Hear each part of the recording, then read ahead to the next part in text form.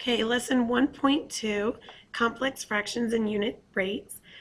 Complex fractions are fractions with a numerator, denominator, or both that are also fractions.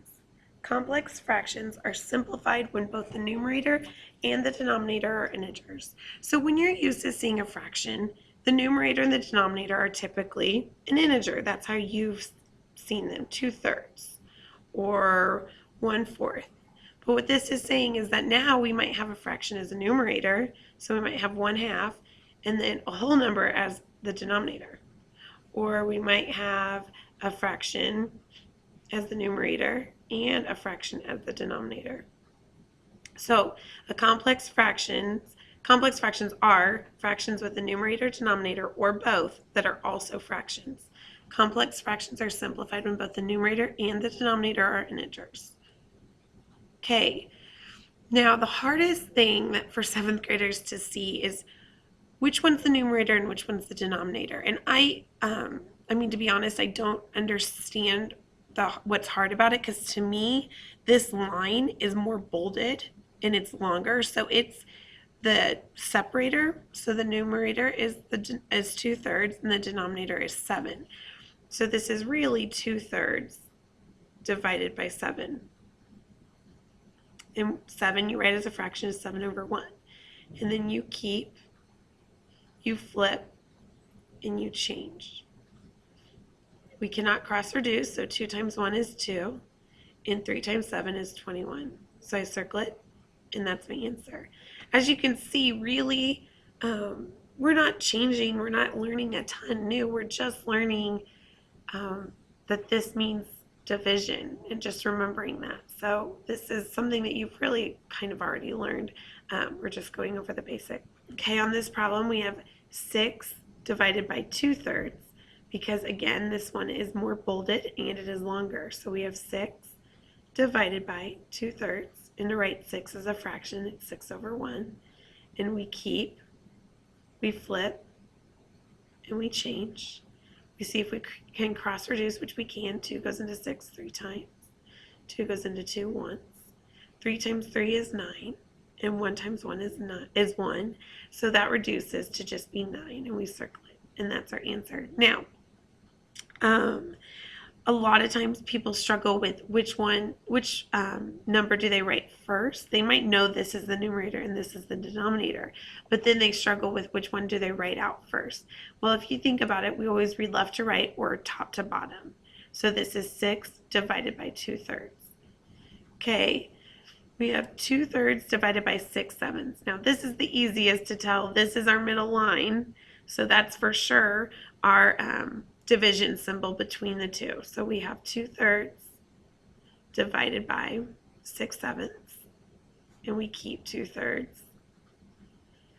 We flip 6/7 to become 7/6, and we change our division to multiplication.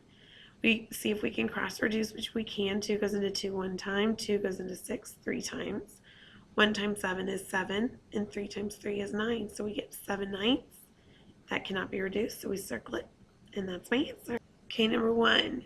Josiah can jog 1 1/3 miles in 1/4 of an hour.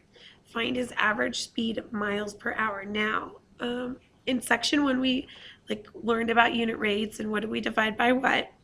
And if we're trying to find how much they can run in 1 hour, we're trying to find the unit rate per hour, so that's 1 1/3 divided by 1/4. Now the first thing I'm going to do is make 1 1/3 improper. So 1 times 3 is 3 plus 1 is 4/3. So we have 4/3 divided by 1/4. So 4/3. I always like to rewrite it like this just so it's easier to see.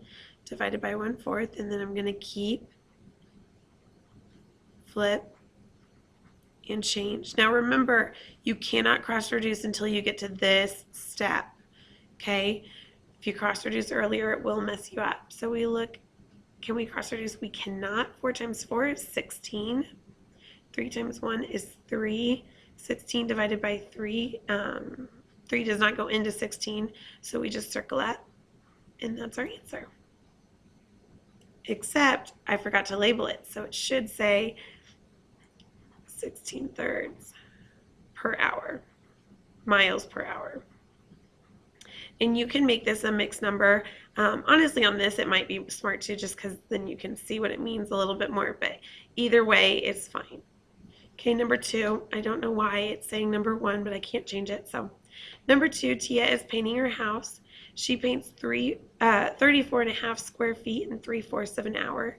At this rate, how many square feet can she paint each hour? So again, we're trying to find out how much in 1 hour. So we take 34.5 and divide by 3/4.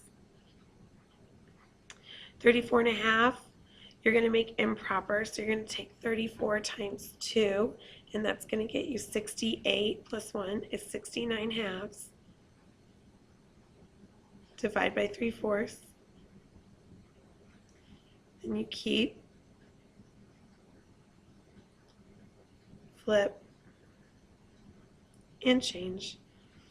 Let me erase that. That's kind of getting in my way there. I wrote too big the first time. Okay, then I see if I can cross reduce, which I can.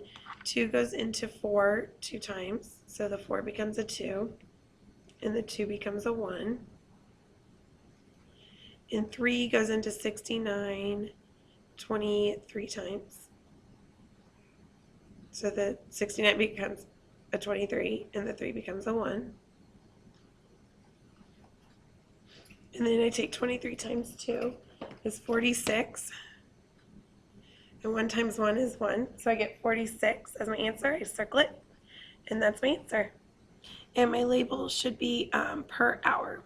So she can do 40 square feet, and I'm just going to put feet, per hour. Going off the thing there, sorry. Okay, last problem. On Javier's soccer team, about 33.33% of the players have scored a goal. Write 33.33% as a fraction in simplest form. So we write 33.33. And when we have a percent that we're trying to make a fraction, we always put it over 100. 33.33, so 33 times 3 is 99 plus 1 is 100 third divided by 100. So I have 100 third times 1 over 100. Our 100s cancel out, so it's just 1/3. So see, by making it a fraction, it is much simpler than 33.33 over 100.